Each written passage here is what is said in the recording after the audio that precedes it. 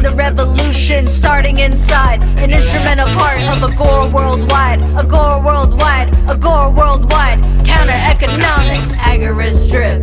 Black market click, move a quick flip. Can't regulate this, Agorist strip. Black market click, move a quick flip. Can't regulate this, Agorist. Agorist. Agorist. Nexus, Agorist. Agorist. Agorist. Howdy guys, it's the Agorist Nexus podcast. I am your host, Agorist. Brandon is going to be on vacation for a couple of weeks, so I'm filling in. You'll just have to deal with me for a little bit, but he will be back and everything is fine. So we do have a really cool guest tonight. It won't just be me, so you guys at least have a little bit of entertainment. Before we get into it though, I want to go ahead and give a big fat shout out to our sponsors, Presearch, Decentralized search engine, no spying, no censorship, like really type in, like look for news on them and Google and look at the comparison. There is a difference. Also, you can get crypto just for using it. It's a really cool program. They help support us. They help bring us all the content that you guys love. So give them a shot. And if you want to do us a favor, you can use our affiliate link on agoristnexus.com and let them know that we are worth sponsoring. So with that out of the way, I would like to introduce our guest. He is returning to the show, Professor Raymond March. How you doing tonight, Ray? Doing good, Dag. Thanks for having me back. Oh, hell yeah, man. Definitely a pleasure. So you, well, I don't know. Why don't you go ahead and give a quick rundown of what you're into? Sure. So I'm an assistant professor of economics at North Dakota State University. I'm also a research fellow at the Independent Institute, where I direct FDAreview.org, where I try to keep tabs on all the horrible things the FDA does on a regular basis. But lately, I've been doing quite a bit of research on COVID, and I've also been doing some research on asylums. And what I mean by that are historical mental asylums, so institutions where people who were deemed, whether correctly or not, to be insane, were locked up or committed against their will. And I've been trying to figure out what's the economic explanation for why that was a thing. Excellent. And that is actually what we are going to get into tonight. We have a couple papers that you, I don't know if authored is the right word, co-authored maybe. So we're going to talk about them. So that's really cool. So once again, thanks for coming on, man. And yeah, the whole medical stuff with the FDA and everything is really important to me. As well. I have some personal beefs with them. I actually just got approved for a heart valve I've been waiting for years, just for the FDA to clear it. You know, it's been saving lives in third world countries, you know, for years, and I'm not allowed to have it, which is just crazy to me. But anyhow, I guess before we get into that, I got to ask you, I've been doing COVID for nothing but the last almost 2 years now, huh? Are you sick of it yet? Not literally, but yeah, I've done enough writing on COVID for quite a bit. No, it's important, right? The research I've been doing specifically on COVID is how could we have handled this better? What stopped us from getting through with the vaccines quicker? What prevented us from developing testing kits faster and things like that? So I've been happy to write about that. But I mean, as you said, it's been 2 years and I've been finding no shortage of examples of things that went wrong in the regulatory process, which is depressing because we could have handled this just so much better. Yeah, always. But I guess the only thing more depressing than that topic is possibly talking and writing about asylums, right? So I guess I do it to myself. Yeah, right.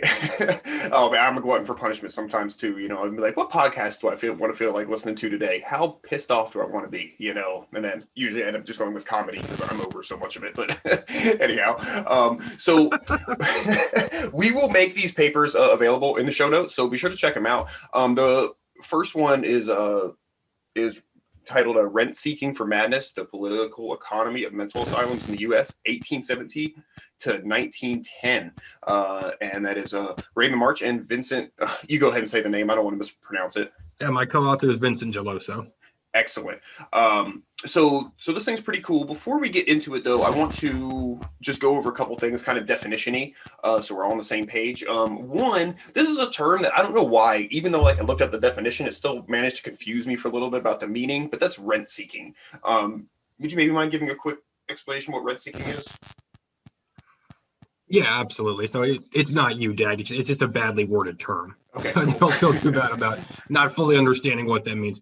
Rent seeking to an economist is when people who normally engage in what's called profit seeking. So I make a product mix my labor with whatever have you, try to bring it to market and make a profit for it means I have to create value for the consumer. Rent seeking is the idea that I can use my talents and my labors, my smarts, whatever have you, but instead of trying to create profit through satisfying a consumer, I can create profit by lobbying the government. And when I lobby the government, that can, if you will, get me favorable laws passed, that can stifle my competition. Maybe that'll force my consumers, if you will, instead of voluntarily buying from me, being forced to buy from me. So it's using, if you will, the creative entrepreneurial process towards manipulating the government into getting favors. Gotcha. So that, yeah, like you said, anything just from them requiring you to buy something you might not otherwise, to all the way to, you know, creating monopolies or cartels through laws and regulation. Yep, absolutely.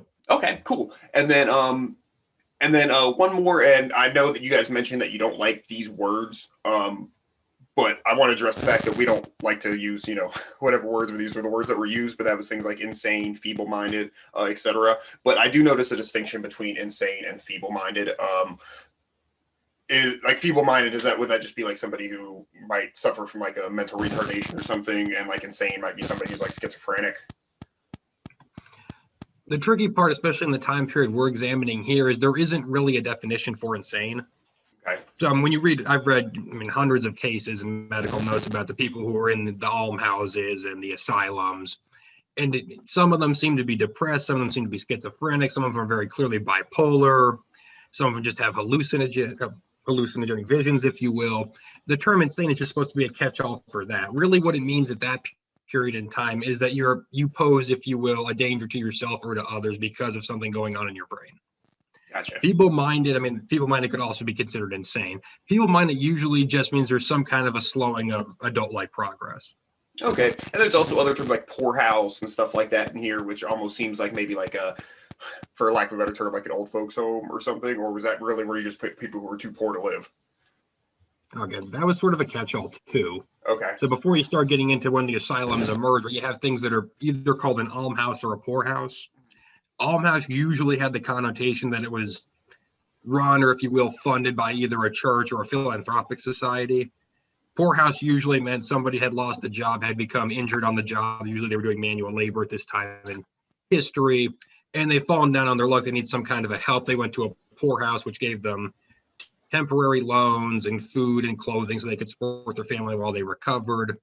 Almhouse was usually sort of a catch-all for maybe you have a mental illness, maybe you're chronically sick, maybe you're disabled, maybe you're feeble-minded, maybe you're poor, or you have all of these things and that led you to being poor in the first place. So usually an almhouse was kind of a catch-all term for people that needed more permanent help, if that makes sense. Yeah. So these were things that, like, before, you know, the government stepped in to really take over this sector, these were the things that people used for, you know, for those circumstances. You know, like voluntary church, etc. When really did the government really step in and start handling mental health? Oh, there's two answers to that question. So the first real public asylum, yeah, like as you pointed out, right, poorhouses and almhouses and, you know, forms of private charity or religious-based charity and all that dates back well before the Republic was even founded, right? So those have been around for some 200 years before you start to get to the public asylums. But the first public asylum appears in Georgia, and it was around the 1890s. I think it was 1893 is the first one. And the reasoning behind that was you have a debate going on in the medical community where they're trying to figure out what is the cause of insanity. And at that point in time, even with how primitive medicine was back then, you had roughly about 25 different ideas, right? So there was a journal that was published called the Journal of Insanity. Doctors read it, wrote papers for it, tried to get it published in almanacs, and they're trying to figure out where does insanity come from. There was a select group of doctors that believed insanity came from society. So the reason that a woman after giving birth became what was called manic, it's an offensive term, but that was the literal medical term at the time, would become manic and have violent mood swings and would get really upset was because of society. And if you wanted to help her, you couldn't take her to church. You couldn't have her husband take care of her. You couldn't put her in the hands of other kinds of caregivers, her immediate family or children, whatever have you. You had to remove her from society. And so those doctors who pitched that idea are trying to compete on other margins, saying this is the cause of insanity. A whole bunch of other doctors say that can't possibly be the case. Your idea is silly. So instead of profit seeking, if you will, right, competing with other doctors to help these people who have these conditions, they start going to the state governments, in this case, Georgia, and they say, this is our idea. What we want you to do is to give us loans and to give us public funds so we can build a facility outside of a major population area, Savannah and Atlanta at that time. And there we want you to help us house all of these people who have been deemed insane. So we're going to take them out of the almhouses and the poorhouses, wherever they were, and we're going to put them in this facility. But we can't do that on our own because they can't compete on their own, but we know it's the right idea, so we need your public funds to do that. And that's where the first public asylum comes from. And basically before the Civil War comes along, you have the emergence of asylums throughout the Northeast and the South. And then you get them a lot more intensive in terms of rent seeking once you get through 1870, which is where the paper we're talking about begins. But it really begins right around the turn of the century. Okay, gotcha. So leading up to that, like you mentioned, after the Civil War and everything, they you mentioned like they were trying to shift from the almhouses and whatnot and get them more over to like to I don't know, maybe not quite asylums, but at least into the care of these doctors. So the doctors started actually forming groups and everything. What it says in there is that's actually how that AMA, the American Medical Association, got started. If you don't know anything about this stuff, you think, oh, the AMA says this or that, and they must be just like this, this group of doctors that get together because they care and they want to help people make recommendations. And, really it turns out that they were really just like a lobbying group. Is that accurate? That's completely accurate. And that way before the AMA started in the 1870s, right? And that was the idea that physicians were worried about competing with each other. You get after the Civil War, the state government power becomes a lot less effective because you can't leave the Union, right? So the ultimate sayer now is the federal government, which means that, through a process of trying to rebuild the South and trying to make sure that state governments were more federally funded, you end up with state governments that have the ability or the funds, if you will, to distribute these rents, right? These favors. Which means that you move from the original intent of state governments, right, was to fund the public goods, if you will, the roads, the hospitals in some cases, militias and others. And then they start to try to fund individual occupations, right? So it was a question of what sort of occupational group can organize well enough and petition themselves well enough to get these favors. And the earliest or probably the strongest example of that was physicians. But even then, that was after the Civil War, right? We already had this very small group of physicians that became called superintendents, right? People who ran asylums. They had been doing that for 50, 60 years, way before the American Medical Association happened. So a lot of the emergence of the field of psychology as it pertains to helping people, if you can call it that, with mental illnesses, took place way before the AMA happened. So they really had the inside track on trying to get these favors. Yeah,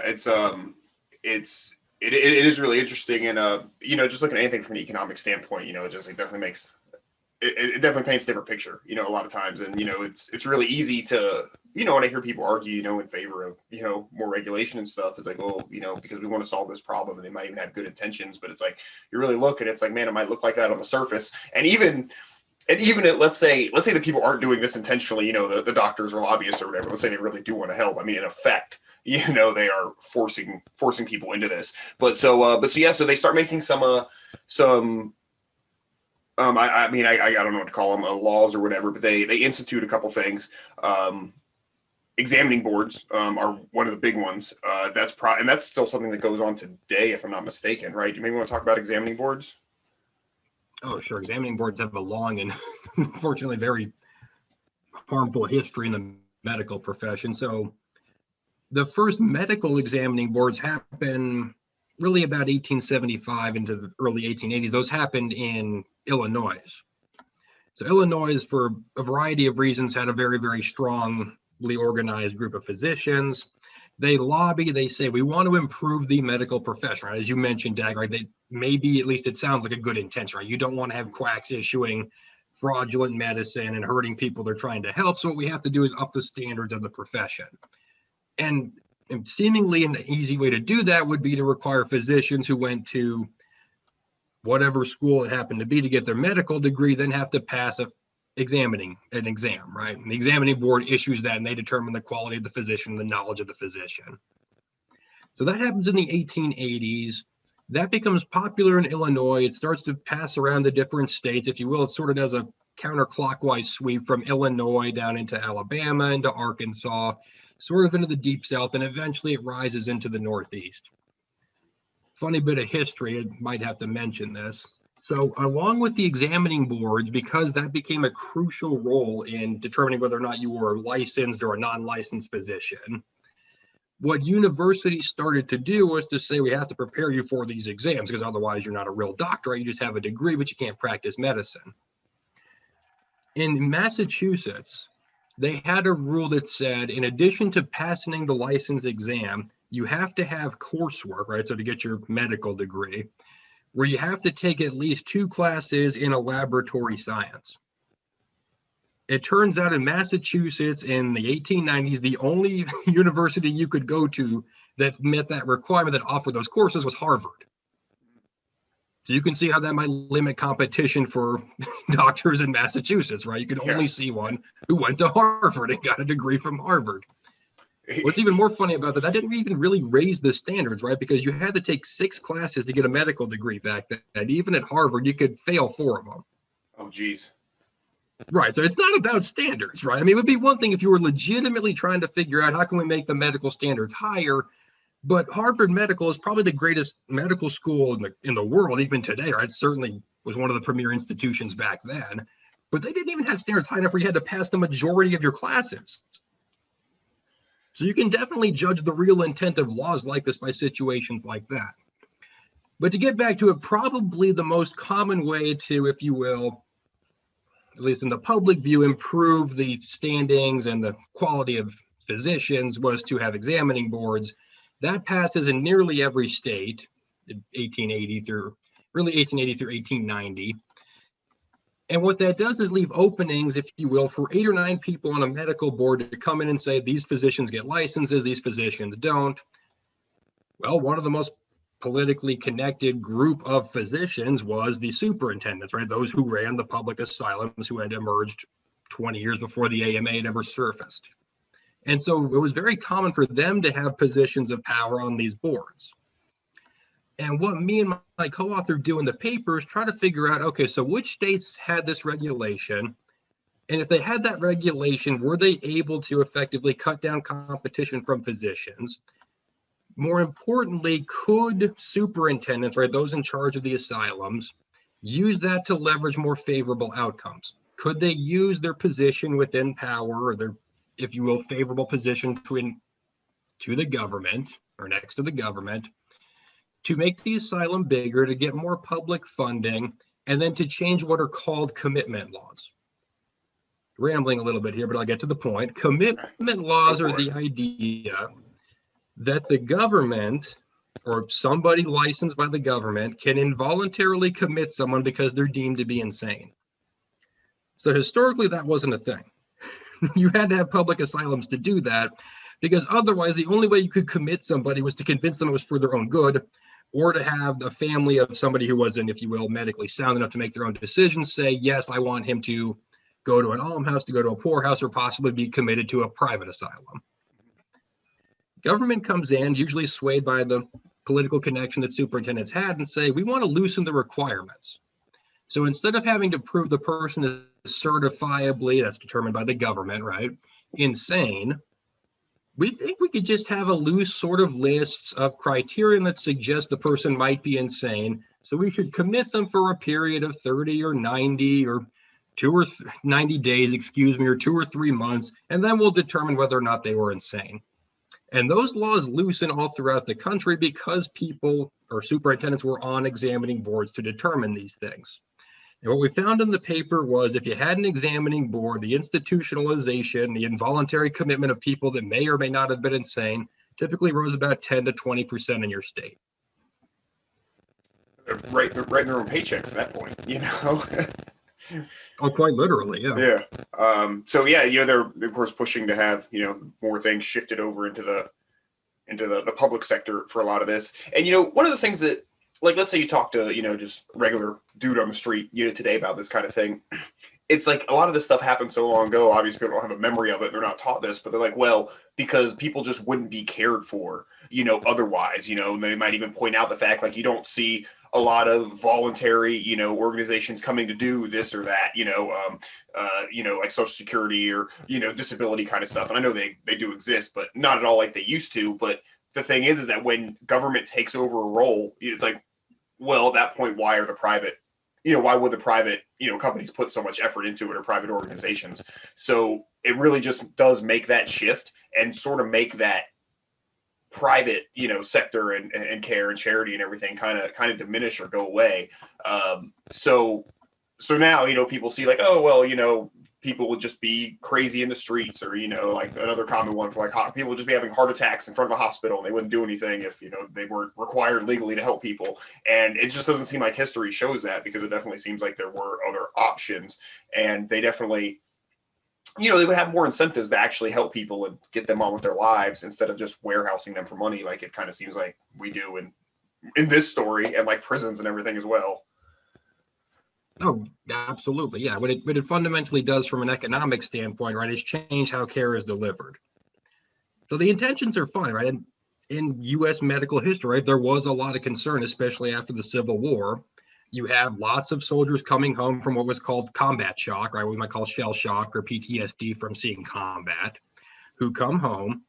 After the Civil War, there was more of a rush towards urbanization, right? Because a lot of plantations and agriculture had been destroyed. So the economy shifts, if you will, from agrarian to more urban, which means that the concerns of mental illness and mental health and the feeble-minded are now a lot more prevalent in common day society. So you have the public being worried about that, which brings the question, okay, well, how do we address that problem? And then the concern is you already have 50 years established that the way you solve that problem is by putting them in an asylum. Right? And the government helps fund that, and the government will pay the superintendents, and the government will, if you will, give the privilege to the superintendent to decide who should be committed, who should not be committed. And then the AMA starts to gain authority, and that power just becomes more and more centralized within the superintendents. So what you're describing really is the history of a lot of psychology, and certainly the history of how we cared for the mentally ill in the U.S. was a shift away from the competitive forces that historically were very prevalent when you had almhouses and physicians trying to figure out how to help these people, towards find a place to put them. And if you can care for them, great, but more importantly, find a place to put them, and here are some public funds to do that. So you've changed the incentives fundamentally. Yeah, most decent medical care is relatively new, right? I mean, they've been figuring it out here, for a while, and not that long ago it was pretty rough, but like especially psychological stuff, that is a relatively new field. I mean, obviously, there's going to be some stumbling while they figure it out.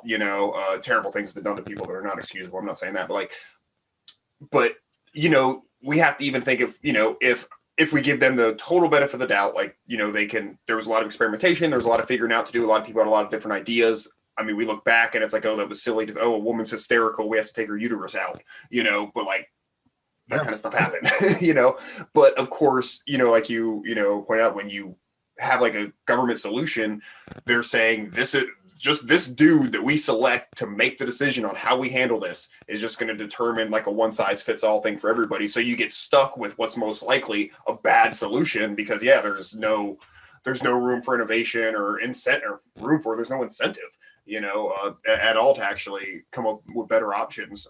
So it's it sucks. And I don't just want to sound like I'm just, angry at doctors, in general, because of course, a lot of times they are trying their best, even if they make bad decisions or just working with the information they had. But of course, again, government solution just forces bad ideas on people. So it's really unfortunate there.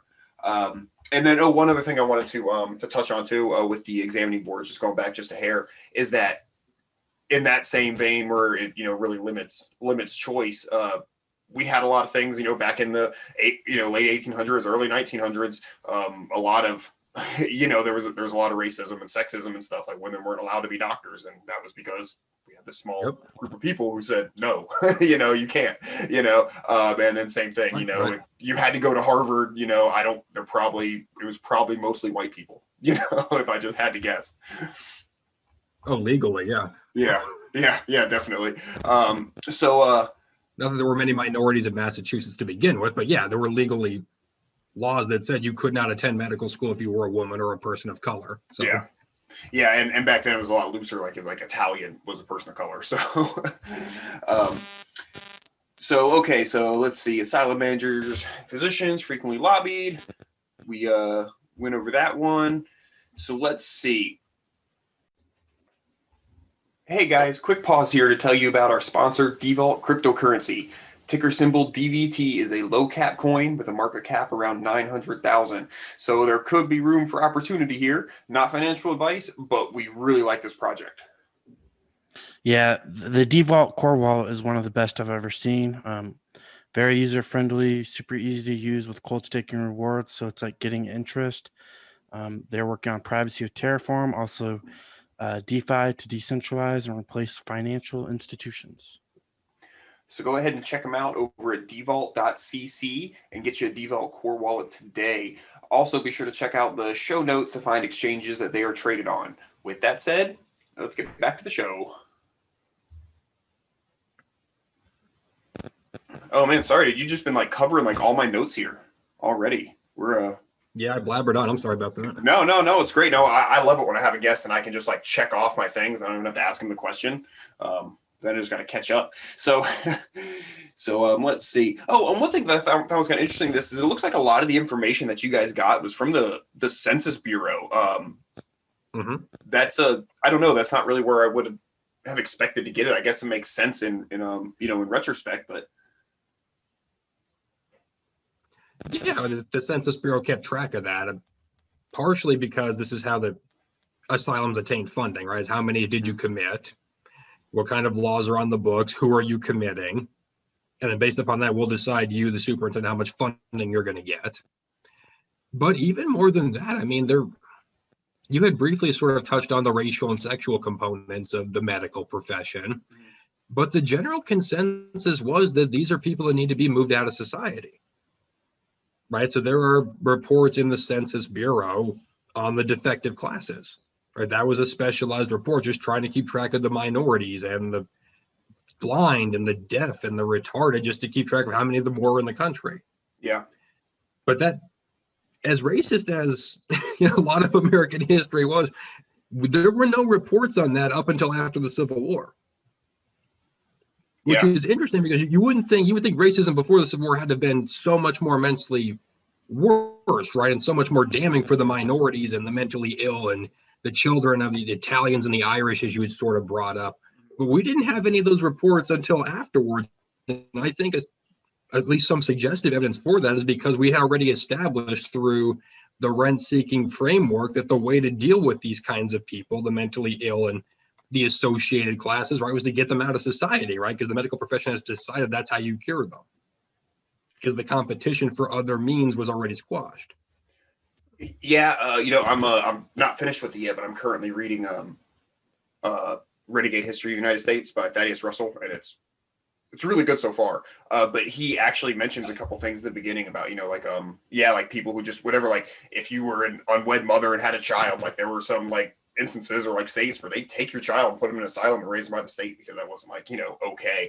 And he talks a lot about the, the sort of history of the different ethnic groups, which, like it includes Italians and, Jewish and everything, and how they come through and how they sort of transform from being like, the new minority in town that was, worse than all the others to, becoming quote unquote good Americans, as he puts it. And it's really interesting. And a lot of this stuff does sort of tie together. And, he reads stuff like, and, New York Times saying that, like Italians are basically subhuman in like the 1880s, in the New York Times saying, awful things like that.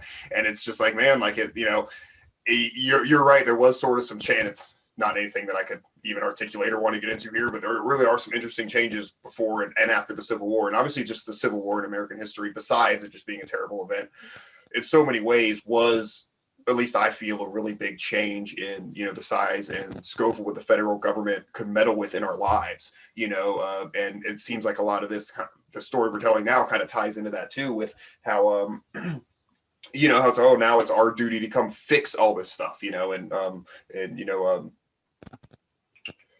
what's the word I'm looking for? Rebuilding after the Civil War, what they call it. But anyhow, coming in and doing all that and really just taking a lot of new power and control. And it was it was just kind of that time. Yeah, very much so. Yeah.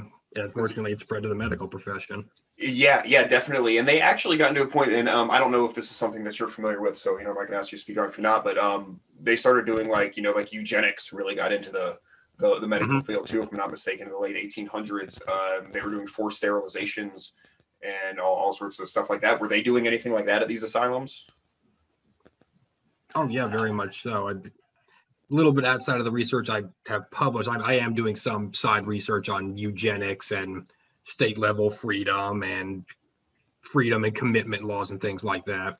But no, the eugenics movement intellectually, right, was, as you said, the idea that there were some genes that were superior and some that were inferior in terms of being able to advance society forward, higher IQ, more physically able, things like that. And when you have a theory like that, right, you have the superior classes and you have the inferior ones, which gets you into the taboo topic. Okay, well, what are the inferior classes? And probably the clearest example, right, for better or worse, was those who were permanently left vulnerable, right, were those who suffered from mental illnesses, were those that were dependent on others' kindness and generosity and patience to make a living and to have the requirements they needed to sustain their lives.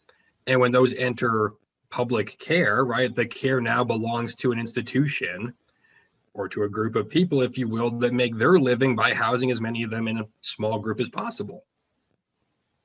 And so the incentive for them, especially in the male case, and this is also true sadly in the female case, right, was to sterilize them.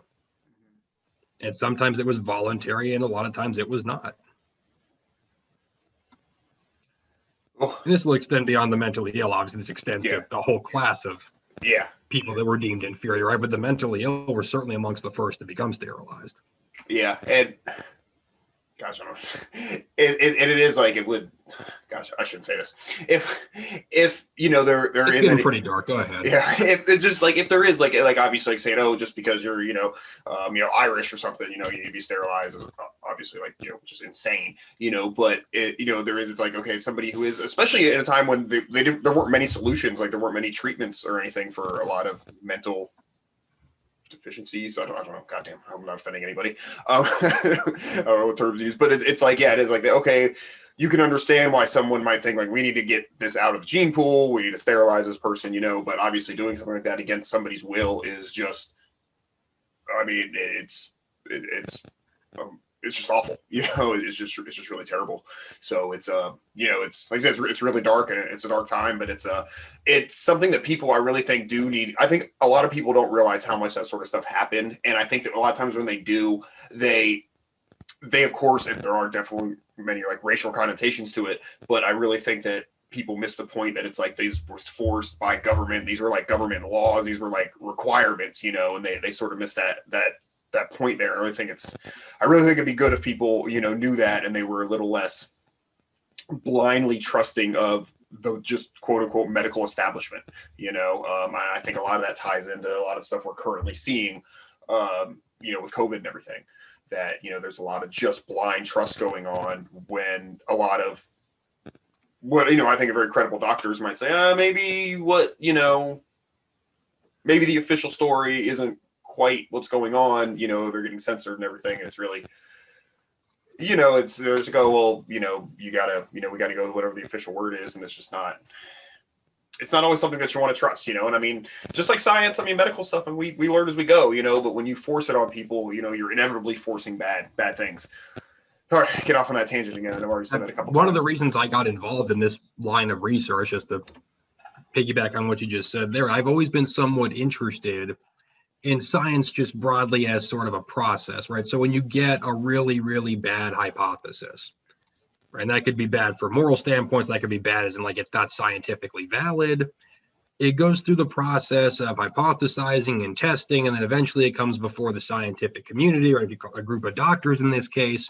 At what point do the doctors say, this is terrible, we're not going to do this procedure, or we're not going to accept the fact that some races are superior to others, or we're not going to take this idea that you need to take arguably the most vulnerable population in the United States, the mentally ill and the feeble-minded, and we're going to remove them from their caregivers and put them in a box, remove them from society where resources are available to them. We're not going to put up with that anymore.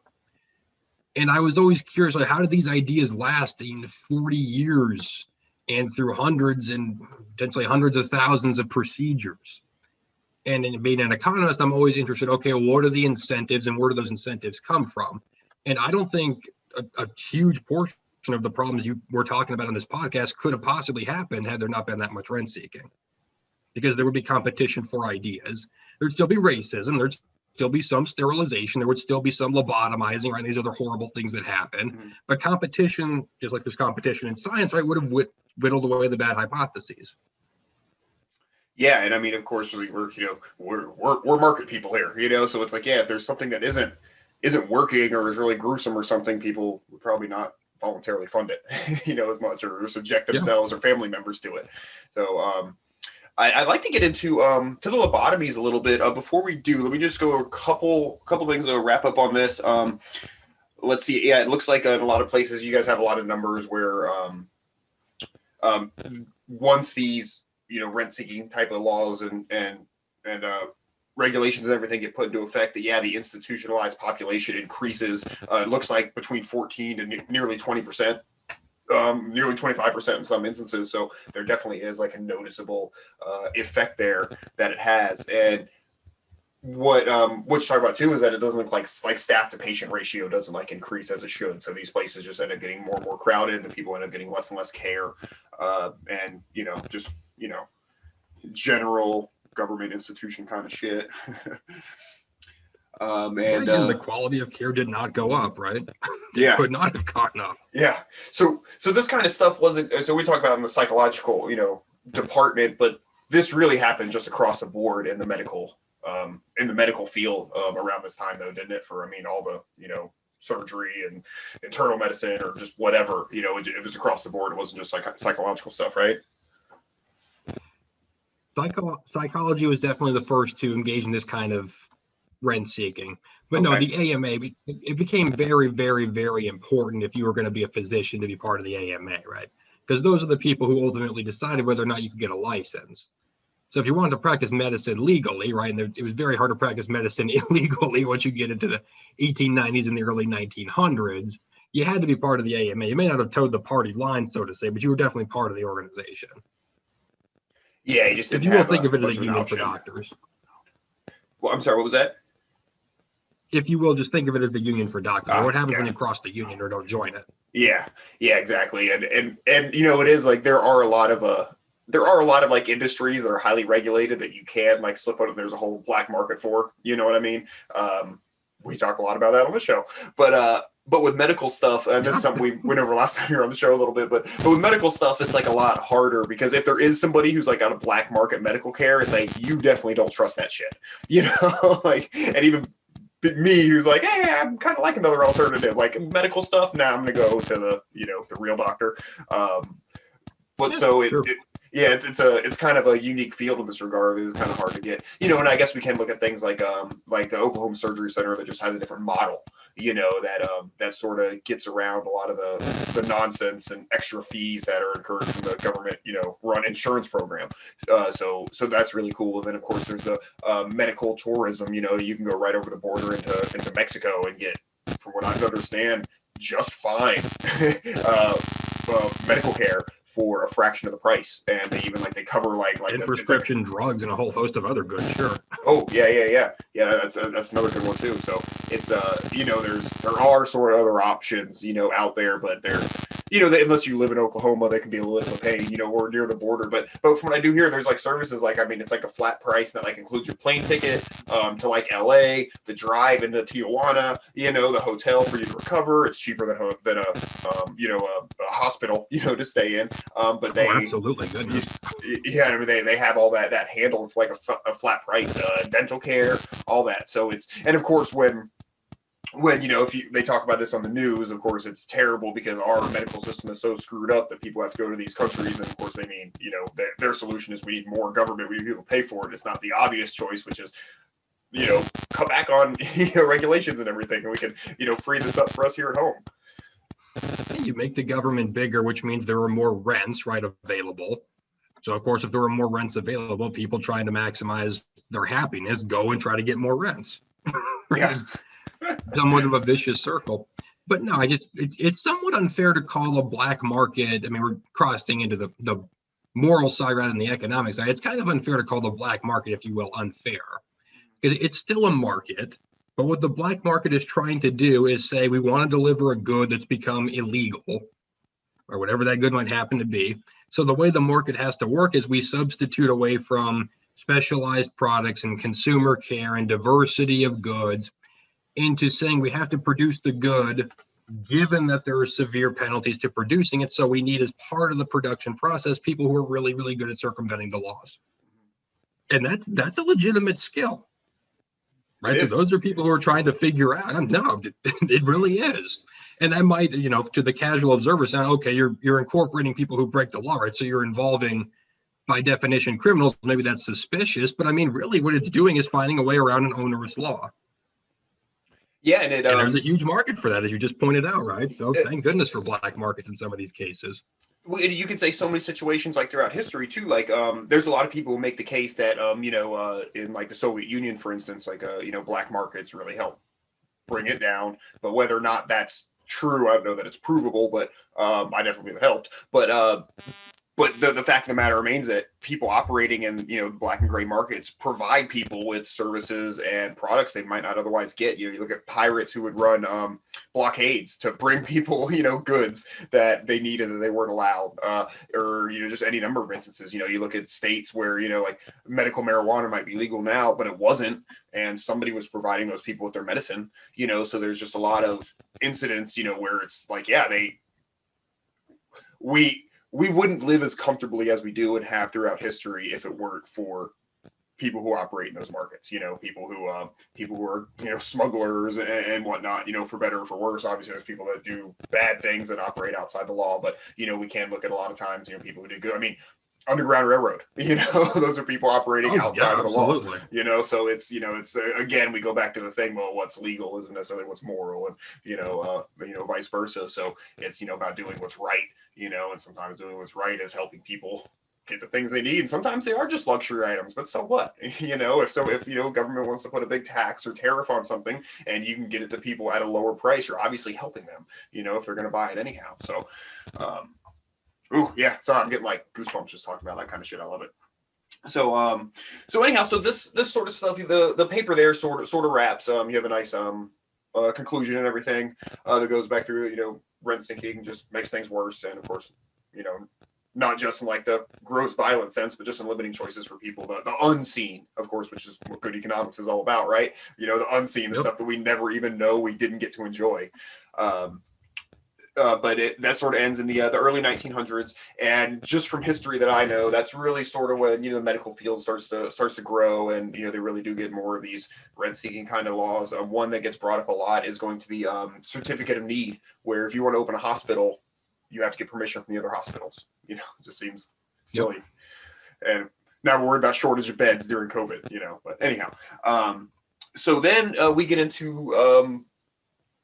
I want to get into your lobotomy stuff, man. So the lobotomy came about in the 30s, correct? The first lobotomy performed in the United States was 1932. Yep. And I don't remember I watched a documentary about it a while back, and it was really interesting. I don't remember the doctor's name, but he came up with this, and I don't know. I mean, I guess he must have tested it on people. That seems like a weird thing to test for the first time. Do you know how that even happened? It's got even more disturbing than we've been talking about history. So the first lobotomy that we know about, meaning not brain surgery, not torturing prisoners of war, which is the first time people started to scramble your brains, right? Was for instances like that. But the first lobotomy occurred in Sweden in about 1880. The guy came up with the hypothesis: I run a mental asylum in Sweden, and I have patients that I can't cure. I think if I remove part of their brain, maybe that'll help them. And that was literally the entire medical theory. So he does it to half a dozen patients. And then he reports his findings to other doctors, and the other doctors run him out of town. Right? They say, "What? How could you possibly?" Oh, this is literally the story. This is the first lobotomy that we know about. They say you're unfit to be a medical professional. You have no theory whatsoever as to why you're doing this. You're clearly, I mean, in some cases, killing some of these patients, right, or making them incontinent and completely unable to sustain whatever life they had left in an asylum. You can no longer be in charge of this asylum. You can no longer have your medical license. Then we get to how this happened in the United States. There's a physician in the early 1900s named Egads Monitz. And he observed that chimpanzees who had brain damage, specifically to the part of the brain called the frontal cortex, if you will, the part that's behind your forehead. He noticed when they had brain damage, they tended to be more aggressive. So they would fight with other monkeys, they would throw more feces, they would bite each other, typically things that chimpanzees didn't do unless they were literally in a war. And he said, theoretically, right, you might be able to manipulate that part of the brain and make people less aggravated. Did the exact opposite thing to the chimpanzees, right? But he said, in theory, maybe you could squish it up a little bit differently and you wouldn't be as aggravated. So maybe that could help with people who have aggravated issues, if you will, mental illnesses, manias. So then a guy, this is probably, I'm guessing, the guy you saw in the documentary called Walter Freeman, picks up with this, and he becomes the premier lobotomist in the United States, performed 10% of the lobotomies, so somewhere around 5,000 of these procedures over a period of about 20 years. All right, let's take a quick second to shout out Agorist Acres Seeds. AgoristAcres.com stocks a variety of seeds for your garden or homestead. They also have really cool packaging instead of those silly paper envelopes. Buy seeds with crypto, support the counter economy, and become self-sustaining today. Agorist Acres offers fast shipping so you can get started right away. Make sure you use code Nexus10 at the checkout for 10% off of your orders. Also, they will donate a portion of the sale to Agorist Nexus, helping to bring you all the great content you expect. And all right, let's get on with it. If I'm not mistaken, what he ended up doing, they were severing a couple nerves that connected those two parts of the brain, is what he ended up, when he honed it in, I guess, about as good as you can with something that you do through the eyeball. Through the nose, actually, but yeah. Oh, it is through the nose. I thought that they went through the It depends on how messy you want to get with this, Dag, but historically it was the tear duct area. Very bad quickly, but initially it was literally you had to go in and make an incision in the skull like it was a normal procedure like you would have to do for brain surgery. And they would remove part of the frontal lobe, and that happened for the first 2-ish 3 years of the procedure. Eventually that became too involved. It got too complicated for Walter Freeman, who, you probably knew this from the documentary, he wasn't actually a surgeon, so he had to get a surgeon to come in and agree to do this. I did not remember what he that. said is, this is getting too involved, it's too messy. What I want to do is just simply go through the eye, which could sever several nerves and obviously poke you in the eye. He did that for about a year, and he said, that's too complicated, I'm going to go through the nose, which gives you less precision, obviously, because you can't see the brain. You're going through quite a bit of the head to get to it now. And what he did literally was use an ice pick and go in there, scramble it up, and then try to remove it using the ice pick. And he purposefully used an ice pick. I couldn't believe this when I read this at first, because you didn't need to have an ice pick approved as a medical device. Just go down to the hardware store and grab one. Yeah. Which is what he did on many occasions. So this somehow started gaining popularity. So from what I was hearing, is anything from people who had a mouthy wife to, somebody who might actually have a violent disorder or something. But it seemed very unpredictable with the results. It ended up people might be worse, or like you mentioned, incontinent, or not able to care for themselves at all. And there were actually some, I think one of the Kennedys had it done, and it was botched, and she ended up in really bad shape. And I think there was some other. Yeah, it was Rosemary Kennedy. Yeah, that's what it was. Yeah, probably the most famous case of lobotomy was the Kennedy daughter. No, Rosemary Kennedy had 3 lobotomies. Oh, goodness. 2 were intentional. Another horrific thing when you read more about this, right? People would get a lobotomy, And in some cases, sort of the rare cases, right, would be in an asylum, getting a lobotomy. They would become more docile. There's a perverse incentive there we could talk about if you're interested. And then because when the lobotomy became really popular, that was also the period of time when soldiers were coming home from the Great War and there was the Depression, right? So people were in a very, very weak psychological state. The asylums get overflown because the requirements to become institutionalized are very, very loose because of what we talked about. And so the incentive was, if they're at all able to take care of themselves, we don't want them to be a nuisance, right? We want to have the docile patients, not the really nasty ones, for lack of a better word. So if we can lobotomize them and that makes them a little more manageable, let's send them out.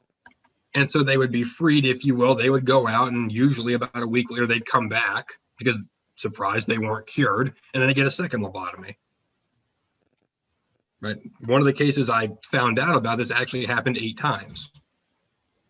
Oh, geez. To the same individual, and it was a little girl. She was 11 years old. Oh, fuck, man. It's like you have to really, like, I mean, like, again, we try to give people the benefit of the doubt, but man, you just can't, like, in that case, dude, you know, for the doctor who, like, does that. Like, that's crazy. So they were basically, like, it was making their jobs easier, lowering costs, and they're trying to warehouse people anyhow. You know, so they're just doing these things like crazy. Now, one thing that I want to bring up is you mentioned in this paper that the difference between the public and the private institutions in their rates of doing lobotomies. Yep. So the reason I actually wrote this paper first, the reason I was so interested in the lobotomy, to go back, was if you had to come up with an example of probably the most bizarre medical idea, right? Lobotomies is probably pretty high on that list. Or I'm going to remove part of your brain and cure you of a complex mental condition. What makes lobotomies even more interesting and terrifying to me was that the AMA came out against lobotomies about 3 years after the first one was performed.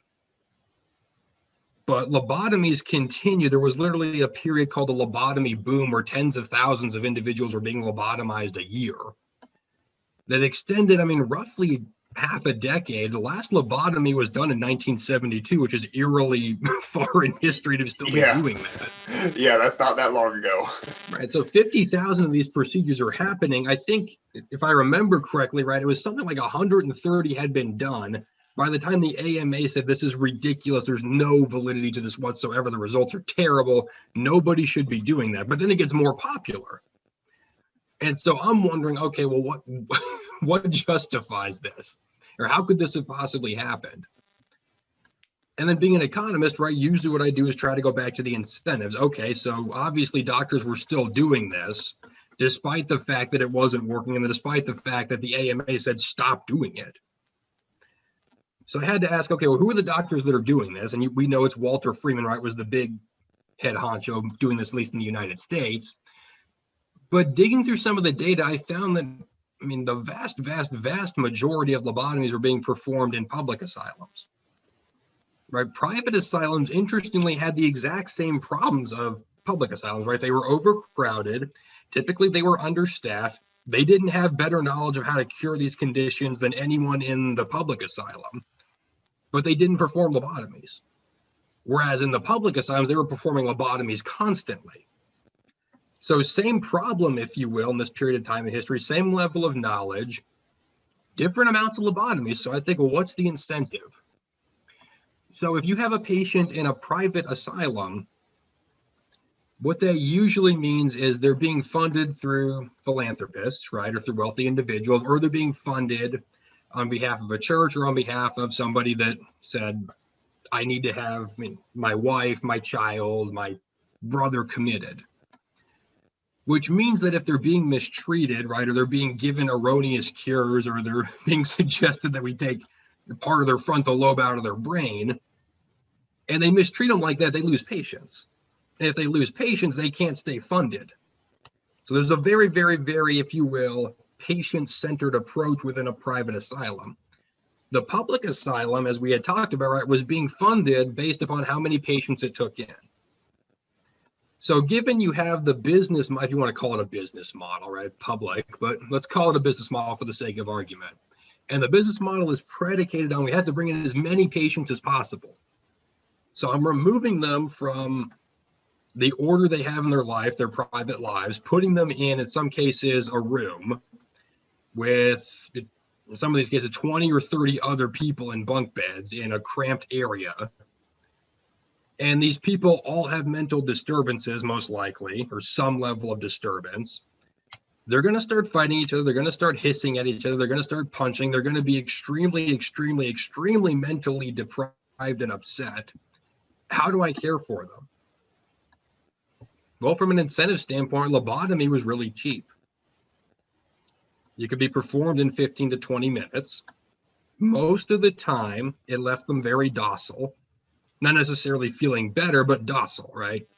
So not a disturbance, not agitated, not entirely conscious, to be honest with you, right? Because you're taking an ice pick and scrambling somebody's brain. You can't even see the brain when you're scrambling it. So who knows what you're actually severing up there. But it left them really docile. So they were much easier to manage, which meant they weren't going to be a disturbance, but it also meant, right, potentially you could house even more of them.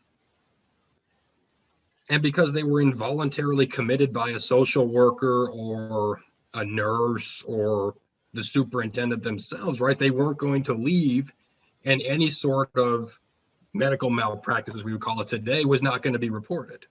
In fact, if anything, it was going to be supported because some hospitals and states got subsidized for giving lobotomies because they could house more of these individuals.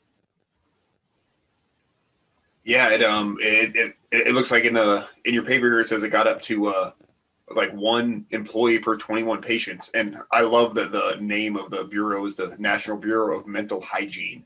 That says 1949. Back to the eugenics thing we talked about, right? So yeah, but yeah, and then it goes on to say like that it's estimated that patients might have only seen a physician for 30 minutes a month, so they're not getting any sort of actual treatment. So yeah, it was just, hey, how do we hush them up and get them in there? I mean, to be honest, I got to say that from like when you describe like how lobotomy is done, like it sounds like they're actually getting pretty good numbers for what I'd expect when you just blindly do that. You think that they'd actually have a worse record. I'm not saying it's a good record, but it's actually surprising that more people didn't die from the process.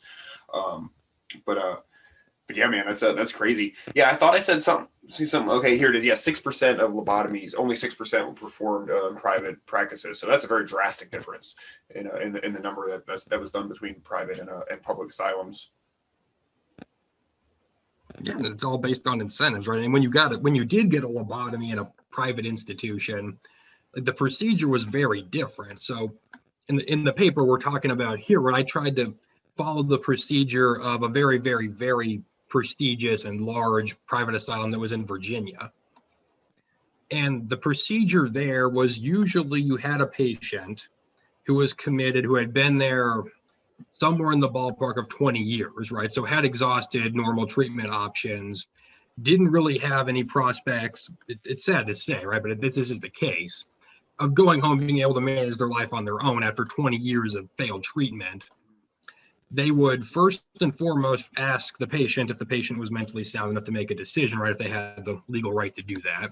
Or they would go to the caregiver or whoever the legal caregiver was at that time and ask them, do you want to try the procedure? And there had to have been a yes. Then they had to go to a board of physicians. The board of physicians would all have to unanimously say, yes, this is the right procedure. The board didn't just involve the superintendent, right? It involved the primary caregiver, maybe a psychotherapist. Sometimes it involved medical doctors who were not part of the actual asylum. I sat on a board of directors who didn't have a direct incentive to manage this patient, if you will. They would unanimously consent. Then the patient would be taken to a surgical center with a handpicked surgeon, meaning an actual neurosurgeon. Right. And then the procedure would happen. I mean, it was still lobotomy, right? So the success rates were nil. But the fact that it took that much care and actually asking the person to say, do you want to try the procedure? And they had exhausted treatment options is vastly different than what happened in the public asylums. In the public asylums, oftentimes you didn't have anybody who had any medical qualifications in surgery doing the lobotomy. Sometimes they weren't even a doctor. Sometimes it was a custodian or a nurse. And typically lobotomies, once you got to the lobotomy boom, which is the period we're talking about, right? The lobotomy occurred within 13 days of being institutionalized.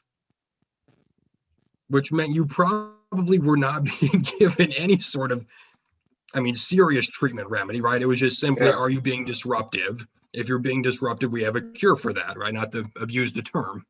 Yeah. That's a vastly different incentives. Yeah, man.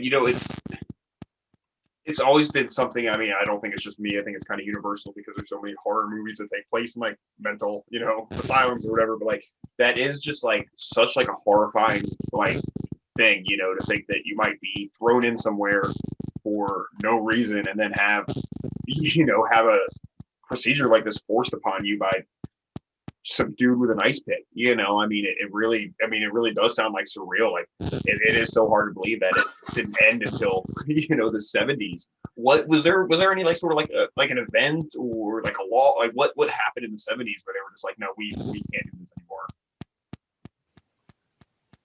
Well, the last lobotomy that we know about was performed by Walter Freeman in 1972. It was a patient who was institutionalized in a public asylum in San Francisco. He died from the procedure, so that never got better. Yeah. But no, what really brought about the end of the lobotomy, or at least the lobotomy boom, was the invention of the first psychotropic drugs. So those began in the 1950s, or arguably the late 1940s. And drug developers went to asylums, usually the private ones first, because those are people who are looking for innovative ways to cure and help people because they had a huge financial stake in it. Right. They said, we have experimental treatments, right? Would you be willing to give the patients this? And fortunately, a lot of it worked. And that meant that asylums were no longer overcrowded. And people who remained in the asylums were the people who had exhausted treatment options and were not helped by the radical new treatment. That eventually makes its way into physician offices, right? So psychologists and psychotherapists, eventually, psychiatrists, and they offer the patient treatment. And when the patient got this sort of, they got the pharmaceutical treatment, right, they were no longer considered by the state to be certifiably insane. It didn't cure them in a lot of cases, right, but it made the condition much more manageable to where they wouldn't meet the criteria to be institutionalized involuntarily. And with that, you have a very large exodus. And this whole process takes years, obviously, right? It wasn't just 1950s, poof, it's over. But it took several decades for this process to happen. And when that did happen, institutions were no longer completely overflowing with patients. So really the way out of the lobotomy problem and the way out of the problem of mass institutionalization was advancement in technology. Yeah, the answer to so much, so many issues is just, technology will handle it, but it was great that it got there, and the timing really seems, at least for my research on this topic, really seems to be great because things were just getting, not great, it should have happened, a century before, but the things were just getting so awful coming from like the 70s and 80s and everything in these public asylums. And I think that there was some investigative journalism kind of things that went on, and the public really saw what it was like inside these places. And it was just good timing that that was able to happen, and we were able to have something that at least made it where people could function. I have family members who like suffer from schizophrenia and stuff, and some of the stories I hear are like horrible. So for them to be able to get help, and then I remember even as a kid, like when we get strange phone calls from one of our family members like, oh, must be off their meds, so it definitely helps in a lot of instances. And a lot of us might think that sometimes there's overprescribing of things, but that's another story. It really, like you said, just the improvements in technology can help make a difference and help end this kind of stuff, I guess. But this should really just be a good lesson to anybody, and I know our audience isn't these anybody's, but anybody who just, I don't know, promotes government solutions to things like medical issues. I'm personally terrified of like a single payer kind of system, because I have issues that I'm going to require surgeries in the future, and I'd like to have an option where if I can just come up with money, I can have it done. I don't, it may suck, but I don't want it to be like, no, you don't have that option. You just have to wait in line till we decide. That's terrifying. That's almost like the same situation as being locked up in an institution and having medical things performed on you don't want done is also just not having the option to get medical stuff you need. Having somebody else make these determinations for you is horrifying to me. That's something that I want to be able to make decisions on. And, I'd want to be able to make decisions for my family for what we think is best or our doctor thinks is best and not what the government allows or mandates, but anyhow, dude, this has been really cool, man. It's, a little dark, but, a lot of what we talk about is, so, what are you going to do? But I hope that everyone found this as interesting as I did. Is there anything else that you think we should know about this whole story, or you got a closing statement or anything, or what do you think? It's hard to come up with a closing statement to some of the dark stuff we talked about here. Just broadly in my, I guess now 2.5, almost 3 years of researching this kind of stuff, right? It's not a happy story. It's the history of conditions that even today we still have only really scratched the surface of understanding. So there were a lot of mistreatments of people with mental instabilities, right? There were people whose wives became unruly and they said, I think my wife has what was then called hysteria, right? And they had them committed. So there's a lot of bad stuff that goes along with this, but I think what's remarkable about this story is even in situations where you have really, really, really challenging and complex conditions and no real medical ability to address them, you still saw a divergence between the private and the public solutions, right? The almhouses and the poorhouses and the pharmacological research and the incentives within private institutions to care for the patients and only give them drastic procedures like a lobotomy at their consent and after a very, very careful review, versus the public way to solve this problem, which was to centralize and control and fund, which made an already dire situation much, much worse. So it's a sad story, but I think there is a lot of illustrative points here that even when you don't have an immediate solution, right, the private method is often much better. Yeah, definitely. And I mean, this kind of thing can be applied to, almost anything to get their hands in, it's just obviously this one is, it sticks in your brain, compared to a lot of the other ones, and it's not quite as boring. But yeah, man, it's definitely I think that's definitely the takeaway from it is that, while we don't always have the best solutions to problems, when you at least give people the choice, to figure out other solutions and we don't mandate some, we get better results, in the long run. So, cool, man. Where you mentioned a little bit before where you write for, where can people find your stuff? So I write regularly for the Independent Institute. You can find most of my writings on the FDA and medical policy at fdareview.org. But anyone who's interested in these topics specifically can email me at Raymond, RAYMOND, .J as in jar, .march at ndsu.edu, and I'll send you copies of the papers, and I'd be happy to take any questions. Excellent, man. Dude, thank you so much for coming on, and we're gonna get you on again to talk about more of this stuff, man. If you ever got anything that you're working on that you want to talk about or whatever, man, feel free to hit me up, and otherwise, dude, this has been great, man. Thank you so much for your time. No, thanks for having me, man. It was a blast.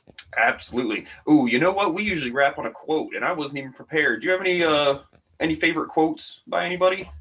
If you put the federal government in charge of the Sahara Desert, there'd be a shortage of sand in 5 years. Milton Friedman.